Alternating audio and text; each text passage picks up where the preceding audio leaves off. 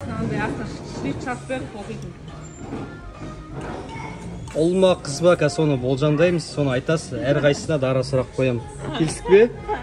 Келістік пе деймін? Я дейінші активный болшыш. Ұл ма қыз ба? Қыз. Қыз да? Ұл ма қыз ба? Ұл. Ұл ма қыз ба? Ұл. Ұл ма қыз ба? Қыз. Так, достым, ұл ма қыз ба? Қыз жұмаққа орсын сразу. Ұл ма қыз ба? Қыз. Өзім сұрамайды, сен Ал әкесі, айтшы, сіз не ойлайсыз? ұл бала, ұл бала. Сіз қалай ойлайсыз? Өзіңіз қалай? Айтпаймын дейсің. Айтшы. Білмеймін.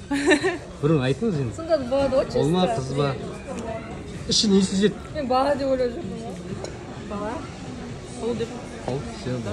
Айтса. Пример болып алу керек еді ғой. Алып бересің ғой геліктен, Нурик.